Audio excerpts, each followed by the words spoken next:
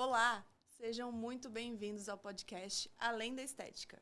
Eu sou a doutora Thaís Vefago. E eu sou a doutora Janaína Rodrigues e é um prazer estar aqui com vocês.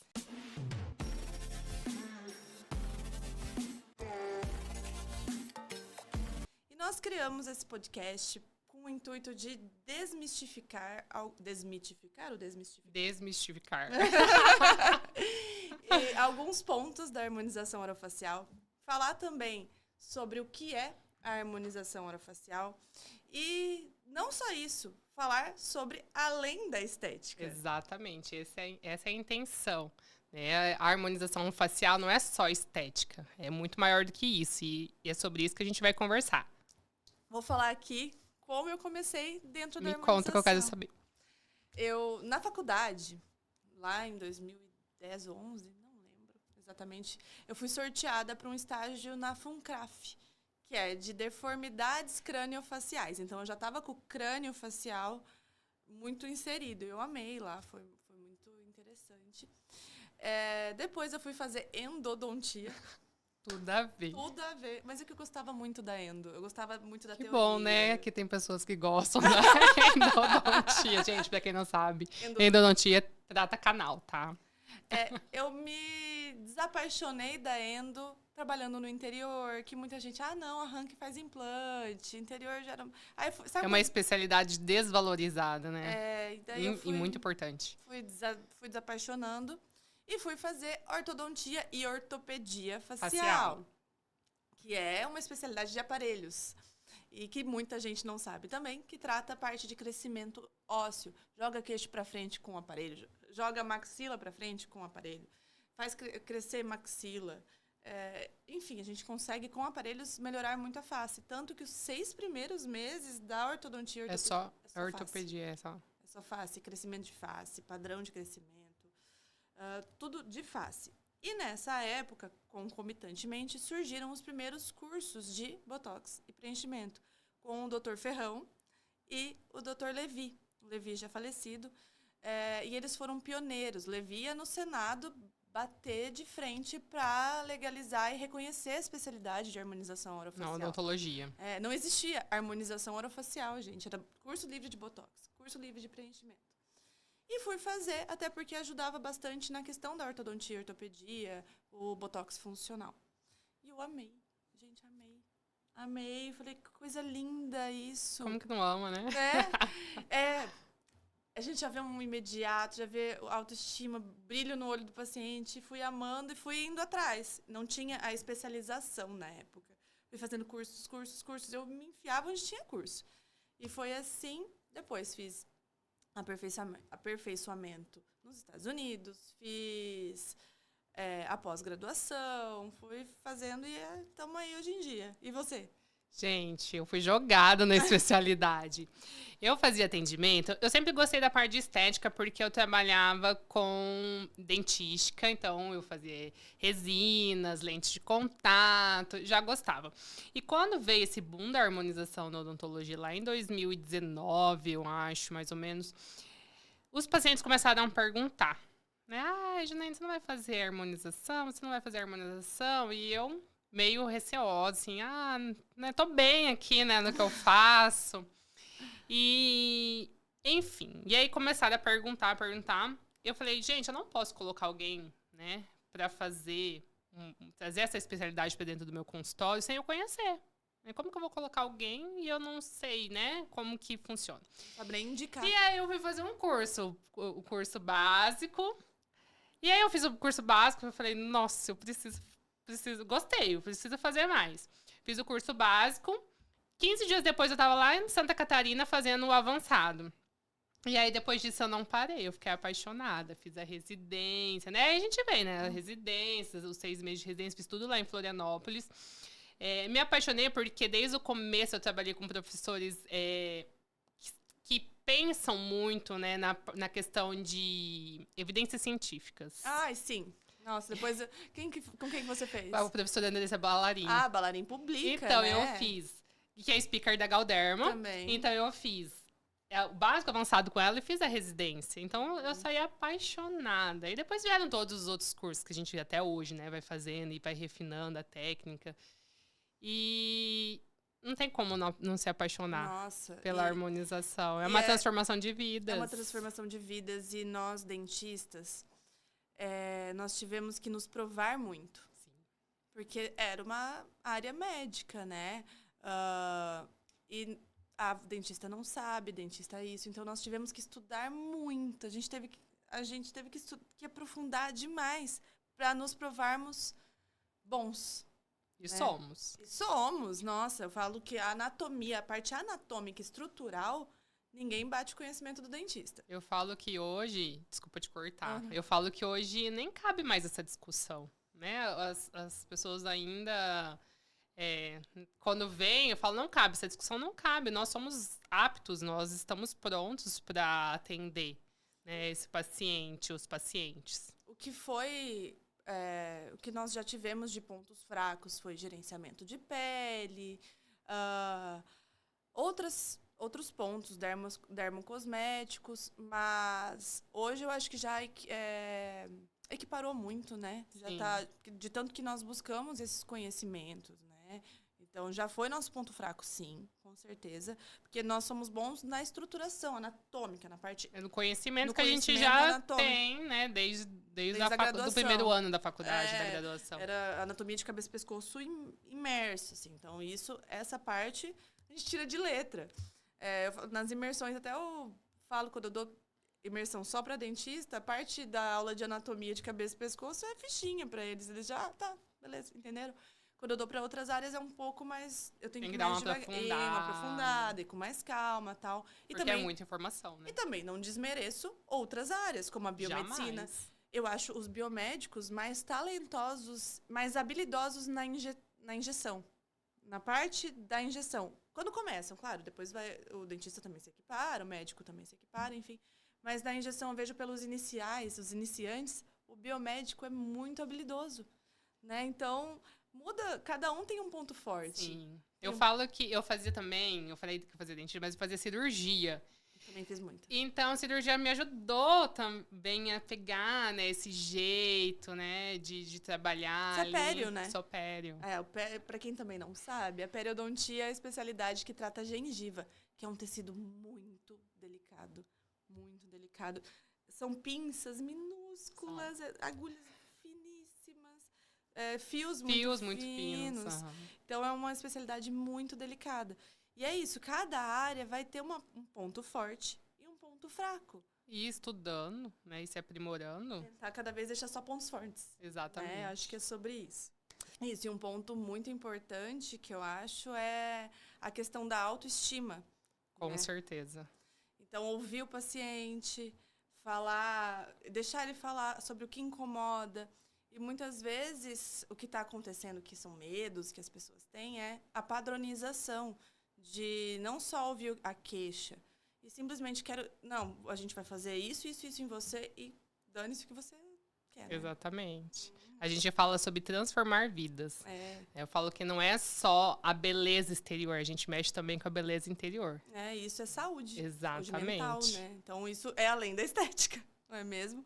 Então, nosso intuito, mais para frente, também é convidar outros profissionais de outras áreas e não só da harmonização. Né? Sim. Tratar o corpo como ele é, né? É um sistema. Então, a gente tem que estar com tudo alinhado. Vou dar a sequência aqui. Como é nosso primeiro episódio, a gente está um pouco preso a um roteiro para ver como que a gente vai tocar essa nossa conversa, alguns tópicos, e só para a gente guiar. Então, vamos lá. A gente tem algumas ideias pré-concebidas aqui. Quando ouve falar de harmonização, né? O que pensa? Boca grande, rosto tudo igual, né? E o que você acha sobre isso? Quando o paciente chega com essa ideia, a gente fica assim pensando, não é sobre isso. Eu falo que a gente passou por um período, que foi o período da pandemia, né? Que as pessoas, elas começaram a se olhar realmente no espelho. E isso foi um divisor de águas na harmonização. Não sei se você passou por isso, Sim. Mas eu passei muito por isso. Então, a gente começou a trabalhar não só com a beleza exterior, né? Mas puxando para essa questão de saúde mental, de melhora, de posicionamento, né? De se posicionar, de fazer o paciente se sentir bem. Então, quando o paciente chega com essa ideia pré-concebida, né? De que a harmonização é uma receita de bolo, não é. A gente tem que individualizar o tratamento do paciente. Muitas vezes alguém chega para mim falando assim, eu quero fazer uma harmonização, ou quanto custa uma harmonização? E aí eu tenho que explicar o que é a harmonização orofacial. A harmonização ela é uma especialidade. E dentro dela, nós temos procedimentos específicos. E não é assim, uma harmonização, né? É uma construção. A harmonização é uma construção. Ela tem... Dentro dessa especialidade, a gente tem a toxina botulínica, a gente tem bioestimuladores de colágeno, os preenchedores, que é o que o pessoal acha que a harmonização é só preenchedor, né? E os preenchedores de várias durezas e coesividades, propriedades diferentes para cada região do rosto, né? E pensa, colocar o mesmo preenchedor em todas as áreas, fica aquelas bocas duras. Exatamente, é o que eu falo pro paciente, fico com medo de ficar com aquele bocão, né? Só fica com bocão se a gente coloca, né, um produto que não é adequado para aquela região. Eu falo, a boca, ela tem mobilidade. A gente tá falando, a gente tá comendo, a gente tá gesticulando, tá falando. E aí coloca um material duro, né? Não tem como. Eu tenho preenchimento nos lábios e, ó. Ele mexe. Ele mexe normalmente. Eu não tô super estática, né? E tem hoje também as tecnologias associadas... Ultraformer, laser... E o tratamento da pele, no geral. Tudo. Né? O gerenciamento do envelhecimento, né? Isso aí. Eu gosto... Na minha filosofia de tratamento, eu trato mais gerenciamento de envelhecimento do que grandes transformações. Mas, claro, quando nós temos faltas de proporção, de face que realmente incomodam o nosso paciente, um queixinho para trás... um nariz desproporcional que não combina com aquele rosto, é super válido também. Nós com certeza. Estruturarmos não só pensando no envelhecimento, mas no bem-estar do paciente. A melhora do perfil do paciente. Até porque isso é confiança. Com certeza é. Tá com um perfil alinhado, bonito, te dá mais confiança até para fazer uma venda. Sim, exatamente. Transforma, né, a pessoa. A pessoa, quando ela se sente confiante, né, ela pode tudo. Né? Quando a gente se sente bonita, e não é clichê, né? Não. É verdade. Quando a gente se sente bonita, a gente pode tudo. Não, e também isso da venda tem... Eu não lembro onde que eu vi exatamente. Mas que quem vai comprar um ticket com um ticket alto, ele não vai comprar de uma pessoa feia. É muito difícil. Isso é preconceito. Não, isso são conceitos formados. São conceitos de venda. Porque, normalmente, uma pessoa com ticket médio mais alto, ela costuma frequentar lugares muito bonitos. Tudo que é belo... Atrai. E aí, você vir com uma pessoa feia... Tudo bem que a beleza é relativa, mas a beleza também emana, né? Então, a gente tem um consenso do que é belo. Você é uma pessoa mal arrumada, com falta de proporções, rugas muito marcadas. O cliente tende a ser mais resistente nessa compra. É uma sacanagem, mas é a realidade. É verdade. Sabe o que eu posso falar sobre isso? Que eu passei por uma situação dessa. Lá em 2020, quando a gente teve a pandemia, a gente, da parte da odontologia, né? A gente passou por uma fase que a gente tinha que se equipar muito, né? Então, usar uma proteção, além do que a gente já usava, né? Jaleco, face shield, máscara, enfim. E aí, eu meio que trabalhava de roupa cirúrgica. Né? Eu também. E depois, quando foi passando, né? Foi amenizando a situação, eu resolvi fazer uma mudança, né? Falei, vou mudar, vou melhorar meu rosto, porque eu já trabalhava na área, mas a gente ficou ali meio estagnado, né? Vou fazer uma mudança de visual, de roupa, e isso fez muita diferença. Total. Os pacientes, eles falaram pra mim, Janaína, outra pessoa, nossa, eu tenho um paciente que ele chegava e falava assim, eu vou ser tratado pela dentista mais elegante de Campo Grande. Mas isso faz muita diferença. Todos exatamente. Notam. E pode ser do mais rico ao mais pobre, eles notam. Eles querem ser atendidos num lugar bonito, por uma pessoa bonita, bem arrumada. todo mundo. Você quer chegar num lugar e ser bem tratado. Com certeza. E estar em um lugar agradável, com pessoas agradáveis e bem arrumadas. Eu tive um problema de uma secretária que a gente fornecia o uniforme. E tinha um padrão de como se arrumar. Ela ia com o moletom por cima do uniforme, toda largada, cabelo todo bagunçado. E foi um ponto da gente cobrar, até que ela falou, não tô nem aí mesmo. Aí a gente dispensou. Mas por quê? Eu não queria que meu paciente chegasse lá com a nossa porta de entrada, né, também desarrumada. Isso não é além da estética, é todo o desleixo. Né? A estética também. Tem um padrão, né, de atendimento, né, Sim. de recepção. Isso. E a gente tem que ter. Deixa eu continuar aqui, que eu tô... Vou ter que virar a folha, cara. E vamos, então, quebrar alguns mitos. Vamos listar alguns mitos comuns aqui. Um dos mitos que eu acho que é muito comum, mas a maioria já sabe que não é, eu quero fazer botox na boca. Né? Até a gente faz ao redor. Sim. Mas não é isso que vai preencher. É o ácido hialurônico. Um mito. Outro que você acha? Existe essa confusão, né, do paciente entender. Um mito que eu falo é o paciente que quer chegar, que tem medo, na verdade, de fazer o preenchimento e sair com o rosto redondo. A gente não faz volumização, a gente faz reestruturação. Sim.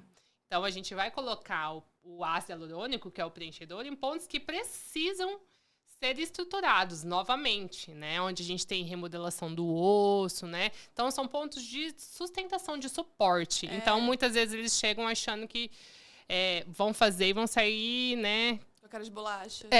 Pra não falar outros nomes, né? É um transformer.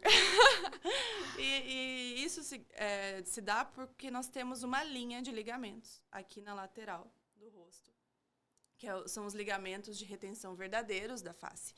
E quando nós reposicionamos esses ligamentos, inclusive essa sustentação faz afinar o rosto. Com certeza, faz. Tem vários antes e depois nos nossos Instagrams, nos nossos perfis, que mostram pacientes com preenchedor, né? Que é até esquisito falar preenchedor, porque a gente está preenchendo. Não, a gente está sustentando, reestruturando. Isso, mas com ácido hialurônico e que estão com o rosto mais fino, né? Não é porque nós estamos colocando ácido hialurônico que esse paciente está sendo volumizado. Outra coisa também de volumizar não quero fazer Sculptra. Sculptra vai me deixar com o rosto redondo. Eu falei esses dias sobre isso. E também depende. Depende aonde vai ser colocado. Isso é muito injetor dependente, né? Técnico dependente, exatamente. Né? O Sculptra, ele engrossa a pele. Então, com o Sculptra, para quem não sabe, é um bioestimulador de colágeno. Ele vai fazer um trabalho gradual, estimulando a formação dessas fibras de colágeno. Então, ele vai engrossar a pele. Ele não volumiza imediatamente, ele não tem efeito preenchedor, mas ele vai engrossar a pele no longo prazo. E aí, se colocar em regiões mais medianas, mais próximo ao centro do rosto, ele vai volumizar, vai ficar redondo sim. E tem pacientes que a gente quer isso. Exatamente, isso que eu ia falar. Porque, às vezes, tem aquele paciente que tem um rosto muito magro, cadavérico. Exatamente, aquele perda de volume, né, nessa região. Esse é um paciente que a gente deve trabalhar o Sculptra. Nessa região.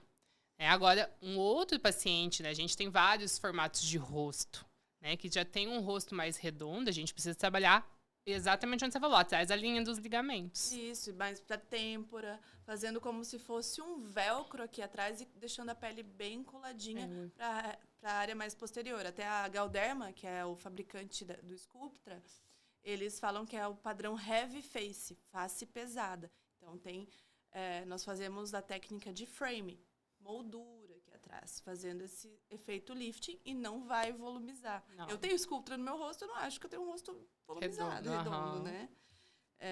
Vamos ver outro. Esse é um mito muito comum. Eu tinha vários pacientes que tinham resistência ao Sculptra, né? Por essa má indicação que foi feita anteriormente para eles. Má indicação é também falta de estudos, né? Antigamente, quando começou. E tudo muda, né? A técnica de aplicação muda, a gente tem que estar sempre por dentro, sendo treinado, como a gente participa muito dos treinamentos da própria marca. Então, porque vai mudando, os estudos, eles vão evoluindo e a gente vai mudando. Isso, eu falo, eu dou imersão, né? E a minha imersão de 2 anos atrás já tem muita coisa que eu mudei, que eu alterei para os meus cursos atuais, porque é estudo atrás de estudo.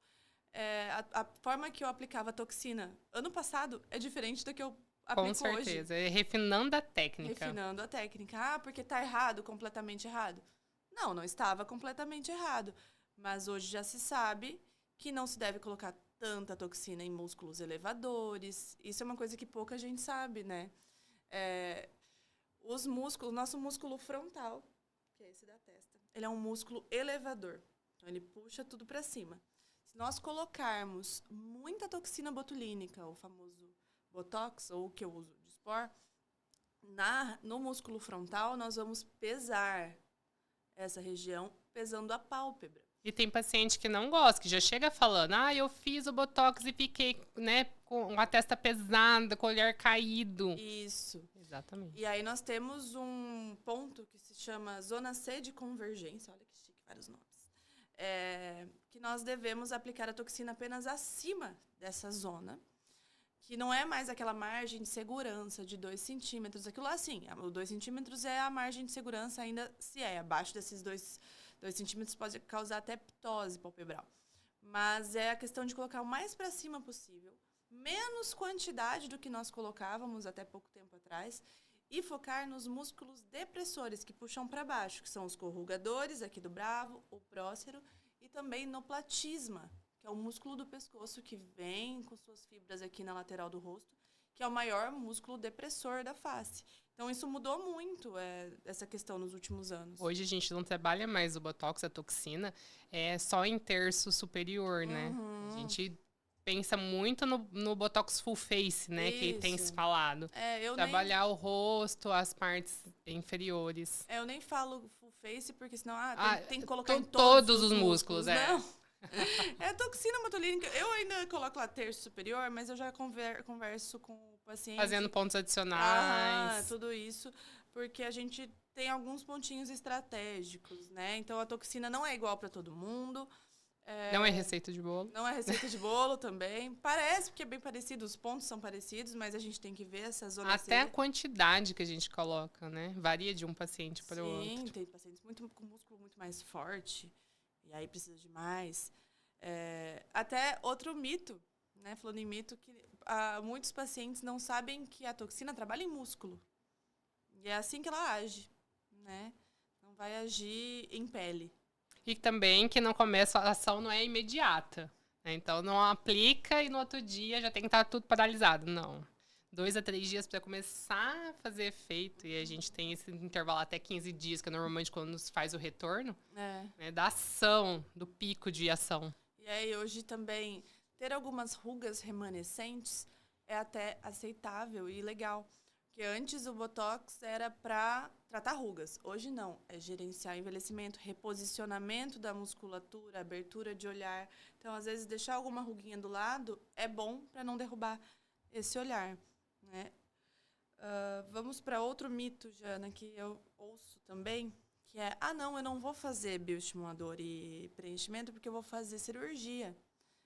Acho que para mim, melhor cirurgia e depois eu não preciso de mais nada. Né? Não.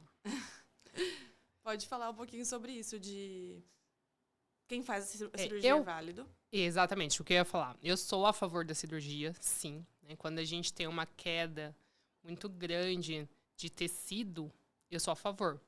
Mas a gente precisa estruturar. A cirurgia a gente tá só puxando. Né? É igual quando falam pra mim do tratamento com fios. Eu não sei o que você pensa. Mas eu falo que o fio, ele é o refinamento. Porque pra mim vai estar esticando e só, não tá tratando. O que ele trata é muito pouco, né? O que ele entrega de resultado, como o tratamento é muito baixo. Então, a cirurgia eu gosto quando a paciente tem uma queda muito grande, mas a gente precisa trabalhar com bioestimulador de colágeno. A gente precisa continuar usando a toxina e reestruturando partes com ácido hialurônico, partes que perderam sustentação óssea. Eu falo que é uma combinação. Exatamente. É a mesma coisa, outra, falando assim, mito de uso do Treformer, por exemplo, das máquinas com os injetáveis, né? A gente precisa associar. Não é milagre, né? Uma máquina vai entregar um resultado, só ela. Não, e outra coisa também, não é só o preenchedor. Sim. Eu tenho uma paciente que está em tratamento comigo agora, que ela veio de outro lugar, que colocaram muitas seringas de preenchimento nela. E ela falou assim, eu quero tirar, porque eu não me reconheço. E quando fui fazer o exame clínico, eu vi que muito era flacidez de pele. E não era só estruturação com ácido hialurônico. Então, tentaram esticar muito aquela pele com ácido hialurônico, com o preenchedor. E não era isso. Claro, precisavam de alguns pontos de preenchedor. Mas também tinha que tratar a flacidez com Ultraformer, que tinha aquele pezinho aqui, aquela flacidez muscular aqui mais na área central. Bioestimulador de colágeno, o injetável. Então, tratar as camadas. Isso também, eu não sei se é um mito, mas é um ponto de desconhecimento de muitos pacientes. Eles só querem o resultado, mas eles não entendem que tem muitas camadas. Nas consultas, eu gosto muito de explicar. Olha, a gente tem essa camada, essa camada, essa camada. A pele, envelhece dessa forma, perdendo colágeno, assim, nananana. Vou explicando. O músculo, ele perde tônus, ele perde aquele vício. Então, a gente tem que trabalhar na musculatura com toxina, Ultraformer para fazer como se fosse um grampeamento, né? Uma retração muscular. E depois vem os ossos. E os coxins de gordura também. Os coxins de gordura também sofrem hipertrofias, aumento de jaw aqui, aumento de tamanho, atrofias, principalmente mais posteriores. Então, nós temos que repor... O ácido hialurônico, ele entra repondo aquela estrutura, aquela gordura que também atrofiou, diminuiu de tamanho, né? E o osso, para quem não sabe, reabsorve também. Muito. A gente redonda com o envelhecimento. A gente tem perdas ósseas, né? Mento, órbita, né? Fossa. E eu falo que essa questão de que você falou de estruturar, né? A pele, a parte óssea, músculo. Isso é um mito que as pessoas elas têm medo. Acho que é só ácido hialurônico, é só bioestimulador de colágeno, é só toxina ou é só fio. Porque os profissionais que são, por exemplo, um profissional que só faz fio, ele vai defender o fio. Um profissional que gosta só de preencher, ele vai defender o preenchedor. Só que a gente não. Essa é a ideia. Eu tento, e aí esse é o nosso diferencial, eu acho, é trabalhar todas as etapas do paciente, né? Você falou, eu gosto muito de fazer a toxina e o bioestimulador de colágeno na primeira etapa, né? Então, preparar aquela pele, depois a gente vem estruturando, né, as áreas que precisam. Eu já... Não é que eu faço exatamente essa etapa ou outra etapa. Às vezes, a queixa do paciente é tão grande para a parte de estruturação que eu começo com a estruturação. Né? Porque aí, se você entrega só um bioestimulador de colágeno, o paciente ele não vai ver um resultado imediato. Ele vai ficar muito insatisfeito. Insatisfeito. Então, por isso que a gente já fala que não é receita de bolo, né? A gente tem que analisar cada situação, cada paciente. Tem paciente que eu começo pelo ácido hialurônico. E depois vai tratando. Isso, dependendo da queixa. Dependendo, o que mais me incomoda é isso. Então, vamos começar por isso. Com certeza. Né? Eu só não faço, por exemplo... porque eu quero muito solucionar meu bigode chinês. Eu quero só preencher o bigode chinês. Aí eu explico. Olha, se for só para fazer essas 2 seringas, vamos supor aqui, em bigode chinês, eu não vou fazer. Por quê? Vamos explicar, né? Por que a gente não faz mais... preenchimento só em bigode chinês. Porque o bigode chinês, ele se forma, né, pelo desabamento, né, dos tecidos. Então, a gente tem que estruturar outras áreas antes de fazer o preenchimento só nessa região. Porque não adianta nada, a gente vai estar só esticando, estufando o paciente. Sim, tem até uma expressão que é o síndrome da cara de travesseiro. Acho que é isso, gaguejei aqui. Nem sabia dessa. Pillow face syndrome, por causa de antigamente. E ainda antigamente era pior. Porque só preenchia aqui. E não era com ácido hialurônico, era PMMA. Não. Essa pauta para outra. Vamos para outra. Que é o PMMA, Jesus amado. Mas isso. O paciente tem muita queixa daquele do bigode chinês. Inclusive, acho que foi na sexta, atendi uma que a minha queixa principal é isso. Eu não quero fazer todo o tratamento de uma vez, mas a minha queixa principal é o bigode chinês. Eu falei, então vamos fazer o seguinte. Nós vamos fazer a estruturação do seu malar, fossa canina e bigode chinês numa primeira etapa. Não só o bigode chinês. Depois a gente vai fazendo um mento, todo o restante, o bioestimulador, todo o restante do seu planejamento. Mas para essa queixa específica, nós precisamos de um mínimo de seringas, né?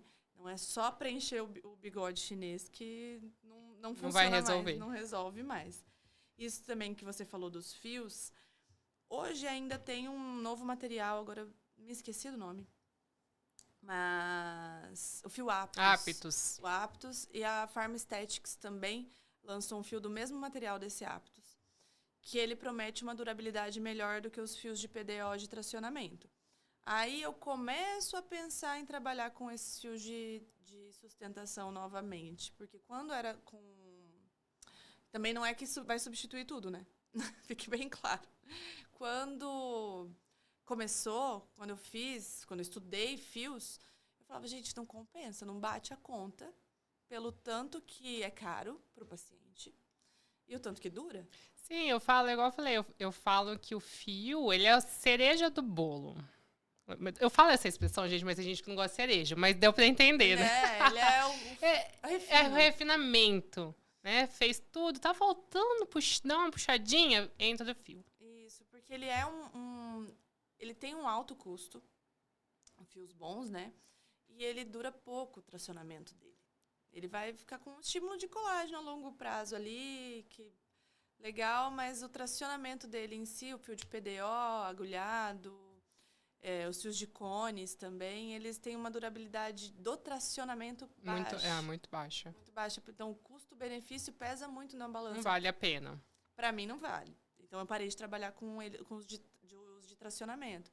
Os fios lisos de PDO, para ajudar num tratamento de flacidez de pálpebra, é legal. Eu também gosto. Então, tá. Amei nossa conversa. Amei muito bom.